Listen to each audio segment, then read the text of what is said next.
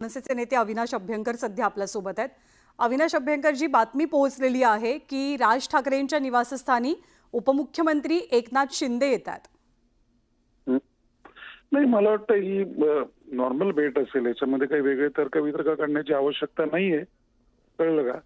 आता शेवटी कुठल्या परसेप्शनने तुम्ही कशी बातमी दाखवता ते आपल्याला फक्त बघायला लागेल। नाही, अर्थात परंतु दोन ही दोन साधी भेट राजकीय असेल। नेते, तुम्ही साधी भेट जरूर म्हणताय, मग पण दोन दोन राजकीय नेते जेव्हा भेटले म्हणजे ते भेटतात, युती करता भेटतात असं काही नसतं ना।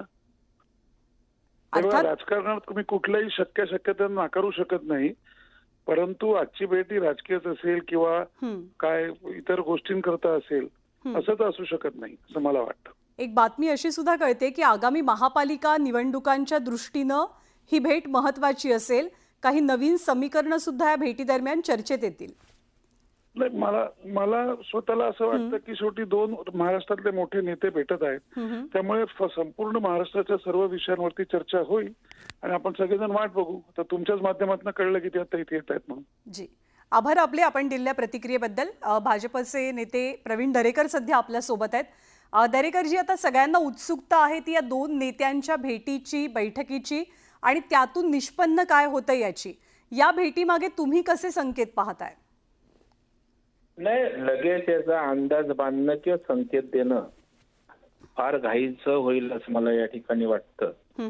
खरं म्हणजे निश्चितच शिंदे साहेबांच्या आणि राजसाहेबांच्या भेटीचा आनंदच असणं स्वाभाविक आहे।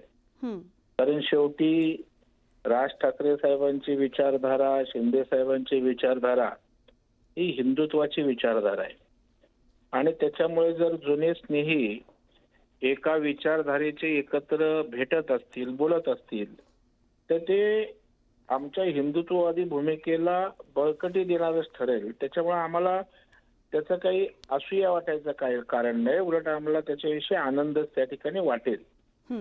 दुसरं म्हणजे मुंबईच्या विकासाच्या संदर्भात पण चर्चा होऊ शकते। आता असं झालं की दोन नेते भेटले म्हणजे काहीतरी पॉलिटिकलच त्या भेटीच्या मागे अर्थ लपला असं काही मानायचं कारण नाही। अर्थात चर्चा होणार नाही का, तर चर्चा राजकीयही होऊ शकते, कारण दोन राजकीय नेते आहेत। परंतु मुंबईचा विकास आहे, मुंबईच्या अडचणी आहेत, शिंदे साहेब नगर विकास मंत्री आहेत, त्याच्यामुळे MMRD असेल, महानगरपालिका असेल, त्यांच्या खात्याअंतर्गत आहेत, काही प्रश्नही असू शकतात आणि त्याच्यामुळे मला वाटतं उद्या शिंदे साहेबांच्या भेटीमुळे किंवा त्यांच्या चांगल्या सौहार्दपूर्ण वातावरणामुळे निश्चितच महायुतीला बळकटी मिळणार आहे। महायुतीचं काही नुकसान होणार नाही ना, त्याच्यामुळे भेट होत असेल तर त्याचं स्वागतच असायला हवं। एक छोटासा प्रश्न विचारते की लोकसभेची निवडणूक असो किंवा विधानसभेची, राज ठाकरेंना सोबत घेण्याचा प्रयत्न अर्थातच महायुतीनं केला होता, पण तो कुठेतरी सफल झाला नाही। गाडी कुठेतरी अडली, आपण सगळ्यांनी पाहिलं। आता महापालिकेच्या दृष्टिकोनातनं तसं काही नियोजन आहे का? नाही, मला वाटतं आता काय नियोजन करून शिंदे साहेब गेले असतील मला वाटत नाहीये। परंतु राजकारणामध्ये सगळ्याच गोष्टी मनासारख्या होतात अशातला काही भाग नाहीये। आता मागे आपण म्हणताय त्याप्रमाणे युतीत येणार होते, कुठे गाडी अडली, कुठे अडथळे आले।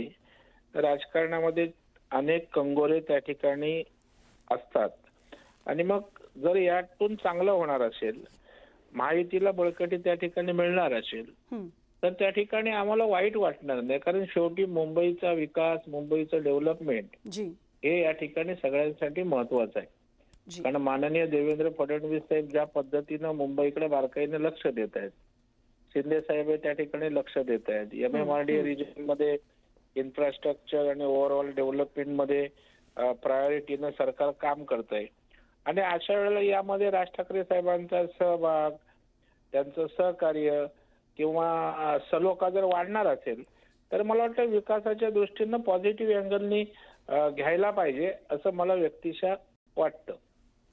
प्रवीण दरेकरजी, आभार आपले। आपण सविस्तरपणे आपली भूमिका आणि मत स्पष्ट केलं त्याबद्दल।